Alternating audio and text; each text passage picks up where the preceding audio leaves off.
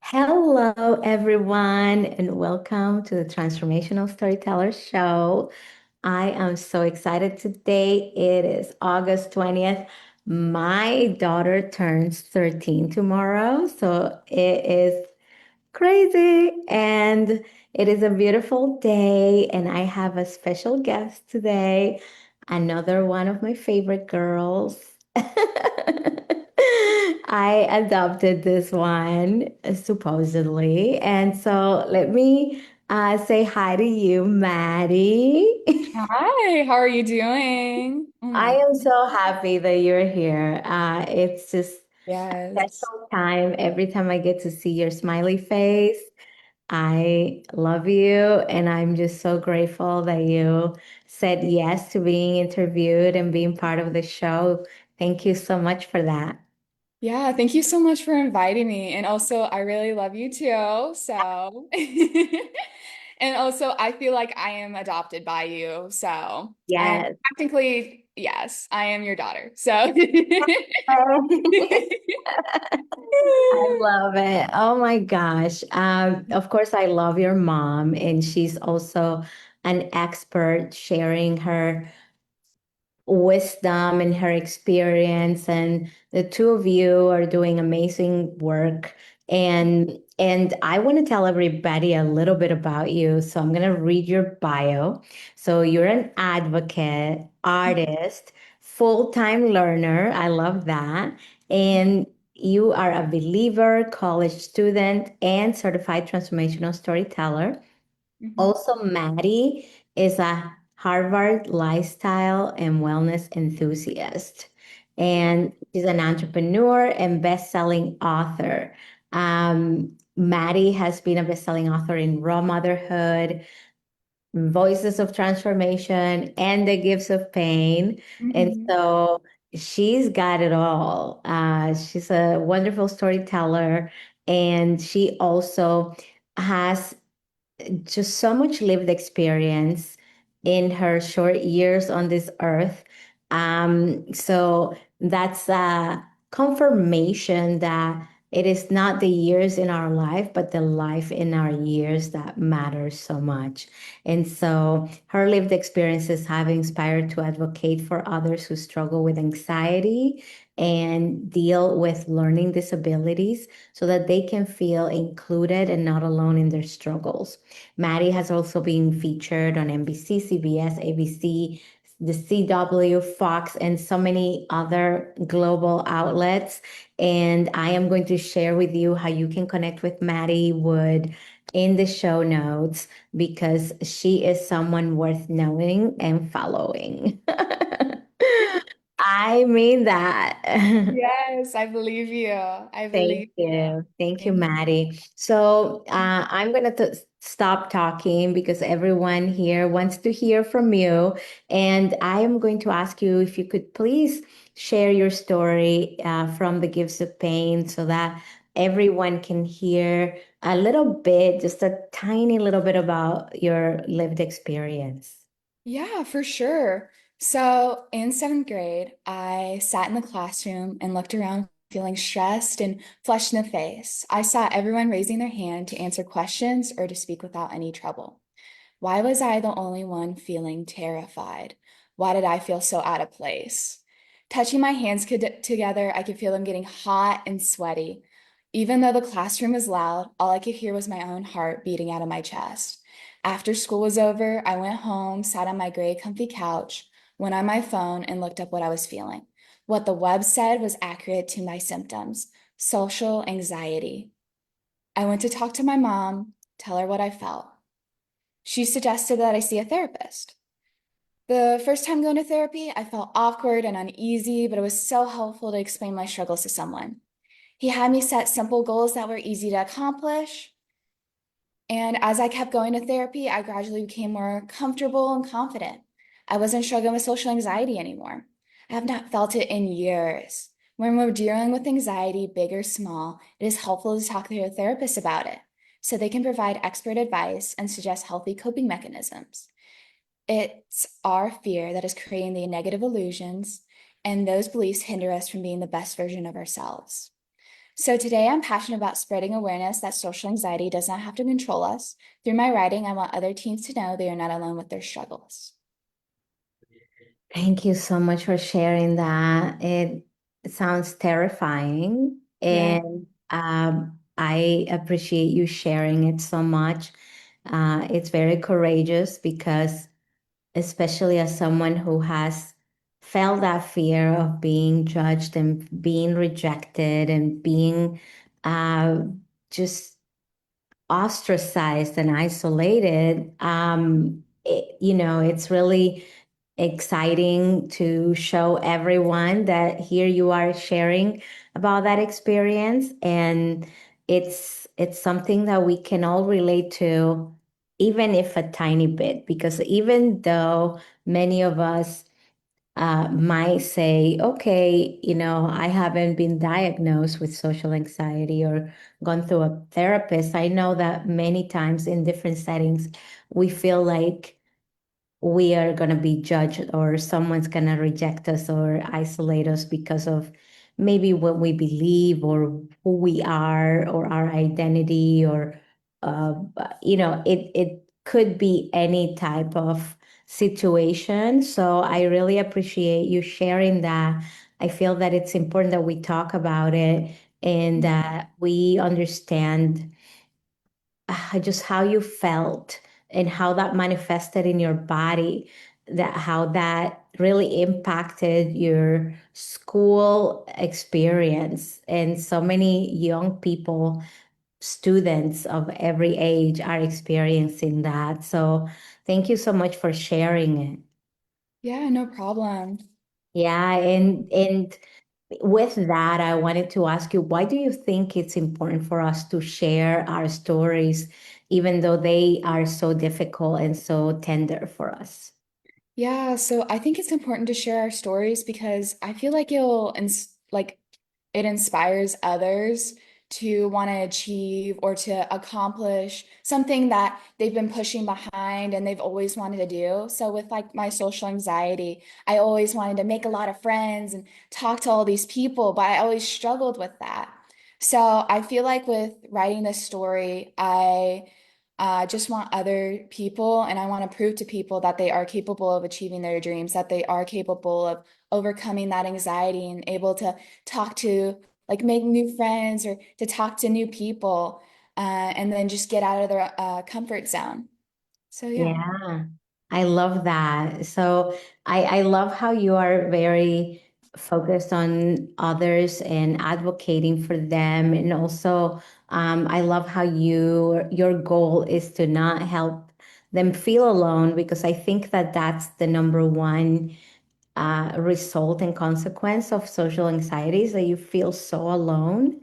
And Yes. yeah, you feel so isolated from the world. And so thank you for the hope that we can still make friends, we can still be connected with others. And we do know that even in the pyramid, in the needs and the hierarchy of needs, that being connected to others is such an important component of living a fulfilling life. So what you're doing is powerful, and I appreciate it. And something that you spoke about, well, everything that you said really resonated with me. Let me just tell you that, Yeah. especially, as a mom, but also as someone who used to be a teen many, many eons ago.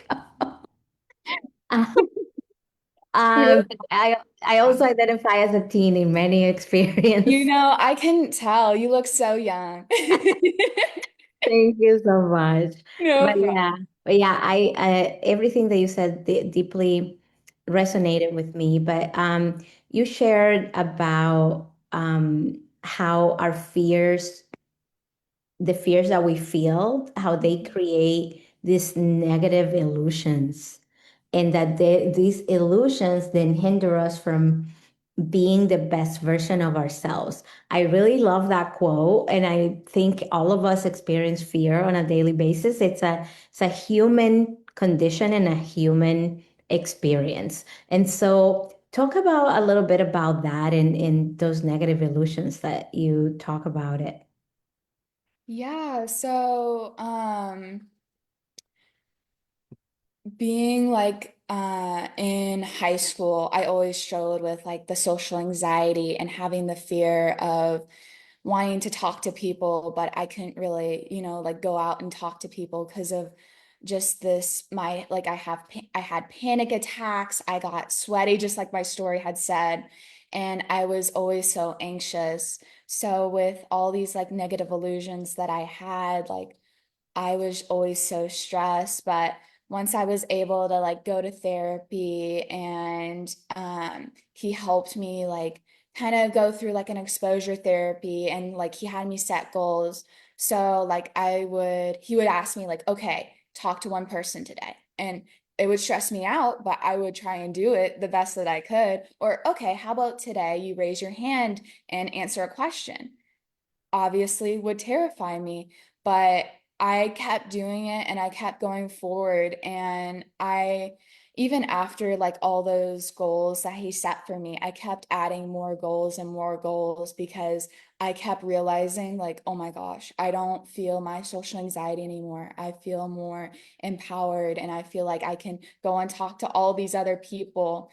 And I just felt so much more confident after doing the goals that he set for me. And then I just kept continuing to add more goals after more goals and just realize like anything I set my mind to, I could do anything with I that. love that. Wow, that's powerful and such manageable actions that can make a difference. And so tell us a bit about the work that you do in the world and sort of what you love most about it.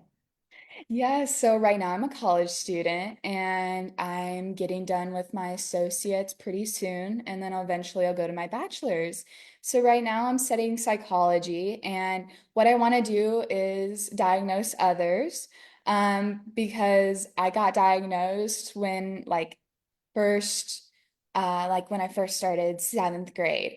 And I always like my parents always knew I had like ADHD, but I wasn't fully diagnosed. So they weren't able to tell if I had like ADHD because I wasn't diagnosed. But my school did like help me with they did like do like a test, but they never like fully said like, oh, she has this or this.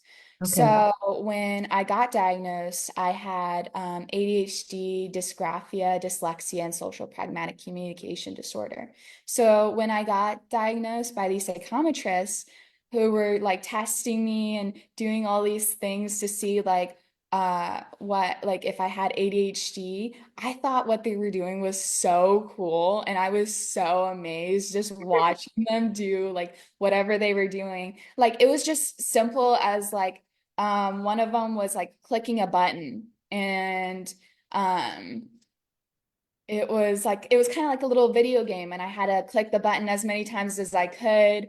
Um for a short period of time or like it was something like that and it just was like whoa, this is so cool. So I thought what they were doing was amazing and I kind of wanted to do what they were doing and I wanted to like help people who weren't diagnosed, and I wanted to help them figure out like what their diagnosis was and help them realize that they can be like uniquely themselves. Mm. So yes. Yeah, absolutely. Helping people be uniquely themselves is so powerful. And I really love that you had a positive experience being tested. I would think anyway that it would be a terrifying experience, but it sounds fun. So I hope that anybody who's watching or listening right now can be encouraged that it's like a video game. It's like a fun interactive experience, and um, I think it's eye-opening for me to know that and to know that it even inspired you to go in that direction. And why do you feel that being diagnosed was such a relief for you? Yeah, so like I said, I got diagnosed at the start of my seventh grade year. And before then, all I knew was like, okay, something is, I don't want to say something was wrong with me, but something like I couldn't describe the word that I wanted to use because like I was so different than my classmates because I had peer support my first grade through 12th grade year where they would help me like with math or writing or reading.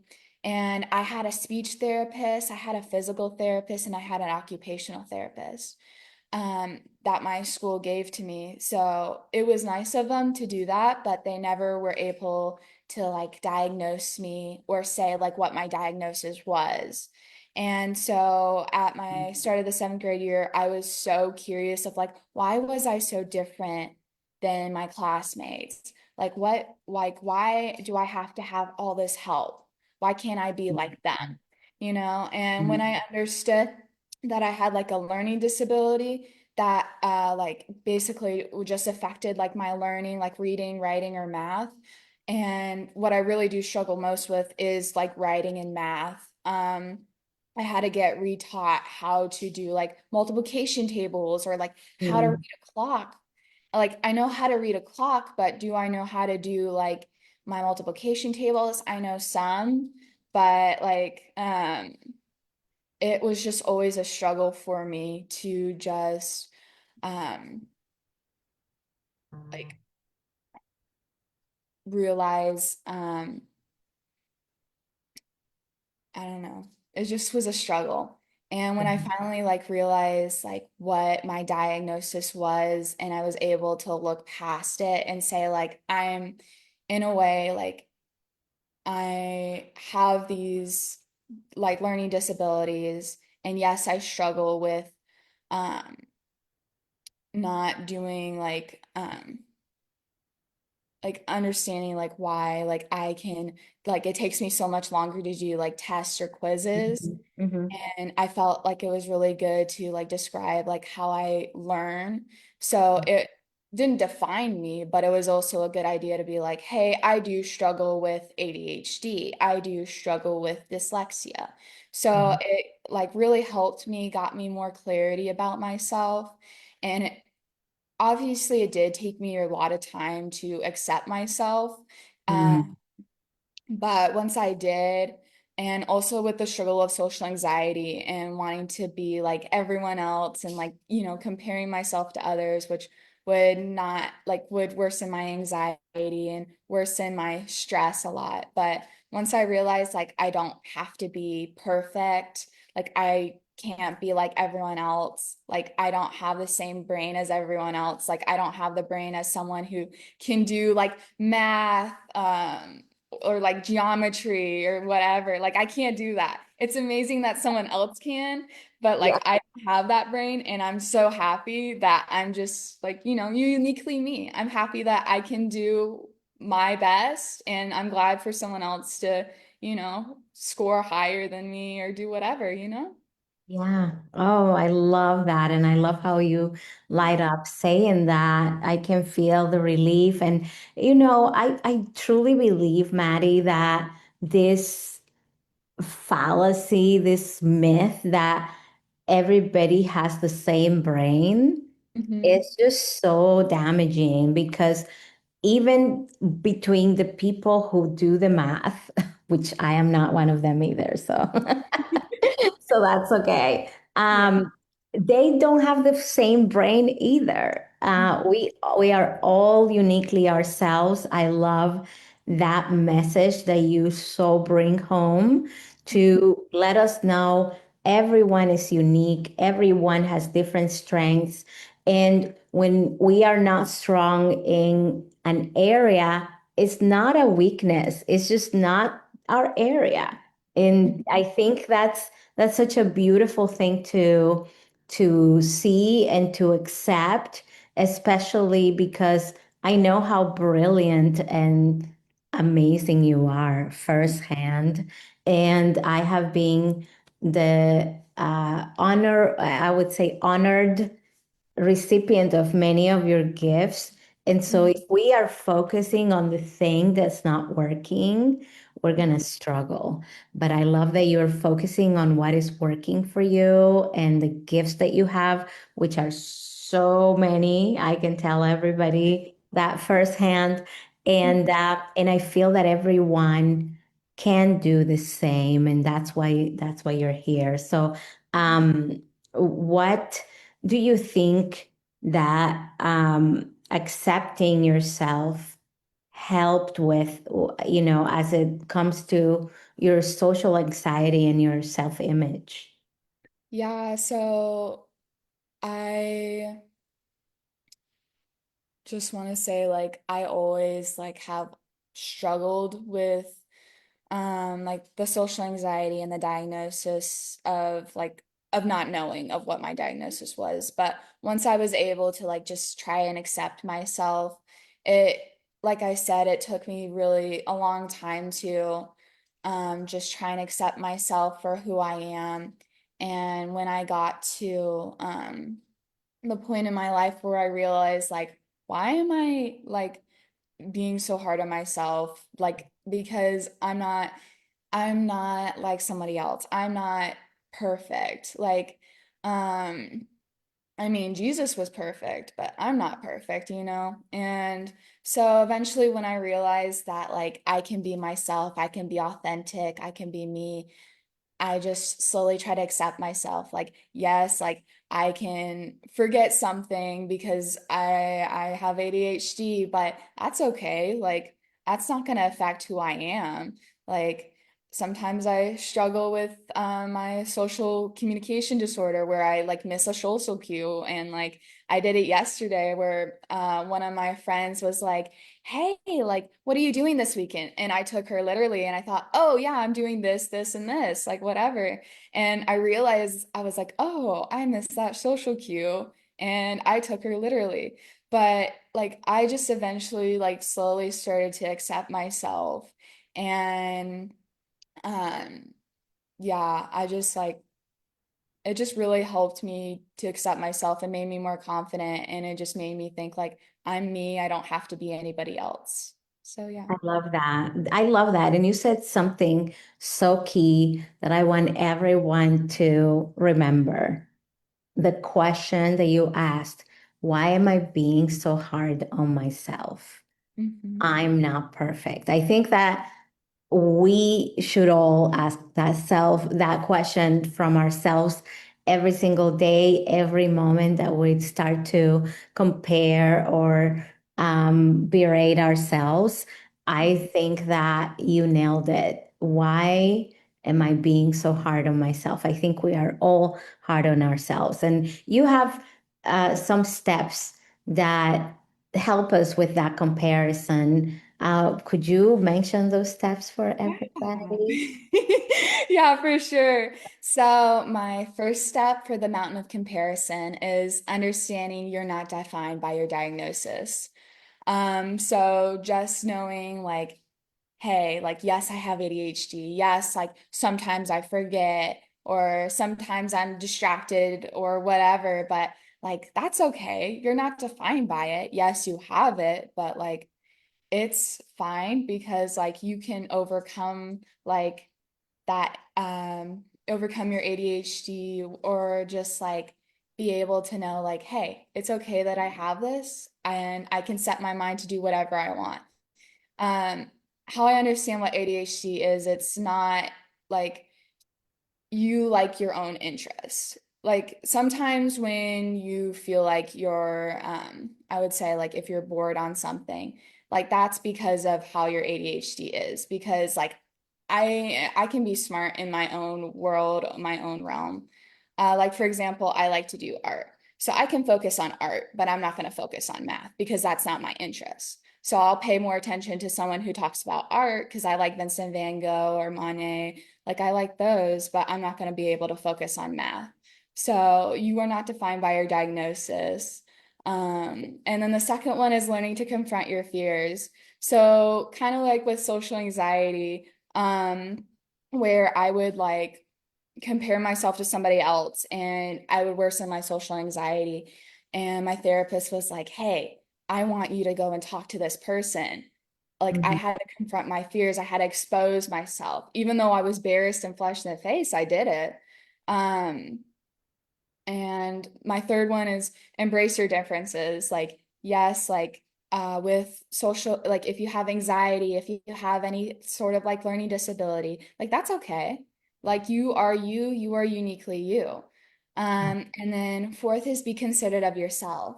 So don't be hard on yourself, be kind to yourself. Because when I was hard on myself with like, oh, I can't be this person. Like, I can't do what they do. Like, that's okay. Like, just be kind to yourself. And then the fifth one, the last one that I have is ask for help.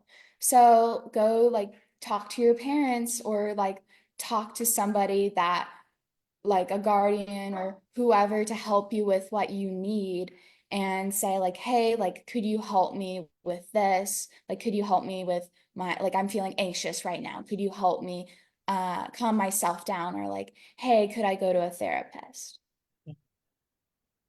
Yeah, Yeah. I love that. And I think that that's such a an underlining just thread throughout your story is that you had all this help Mhm. and yet you felt like there was something wrong with that, with you having parasocial help and with you having your occupational therapist. You know, those are supports that are invaluable, but society tells us that if we need help, we are less than, or we there's something wrong with us. And I think that's something that I have struggled with all my life, being like, oh, I need to be strong. I can't ask for help, or people are going to think that I'm this or that or the other thing because I'm asking for help, when asking for help is such an important step. I mean, I love all the steps that you shared, and I think they're all important. But I think what keeps us stuck most of the time as young people, adults, female, male, any gender, any age, and any stage, and whether you have a disability or social anxiety or not, is that we get stuck trying to pretend that we're perfect and that everything, we have it all together, and not opening up to ask for help. And yes, some people don't want to help, let's be honest. But Yeah. there are so many more people that if Mhm. we are consistent and persistent, that we're going to find amazing people to help us along the journey, and accepting that help is invaluable on that journey. Thank you for bringing light to that, Maddie. It's so important. Yeah, and I do definitely agree with what you were talking about as well. Um, but yeah. Yeah. And so why do you think this work that you do and that you advocate for is so essential today? Yeah, so I want others to understand their own identity and to grow up to love themselves. So with and I just want others to like realize they can accomplish their goals and that they're greater than like their social anxiety or even like learning differences. And I want people to realize, like I keep saying this, but like that they're unique in their own way. Um, but yeah. Yeah, that's I think the most amazing message that I think we can't hear it enough. We need to hear it over and over and over again. And the fact that you have learned this truth, in your student years, it's definitely key for success. I feel that many of us learned this or started to figure it out very much later in life, and trying to go against who you are is definitely not going to work. So thank you for repeating it, and thank you for telling us about this piece of just truth that really resonates in our soul, and is based on both your experiences and your research as an expert in the subject and an advocate for people with social anxiety and learning disabilities. And I really think that for the people who are listening and watching, I saw Deborah and Shannon here. Uh, so, hi, everyone. But for some of you who maybe can't relate to the social anxiety and the learning disabilities or neurodivergence, maybe you can find someone in your life who struggles with these issues so that you can remind them that they can be uniquely themselves, as Maddie always tells us.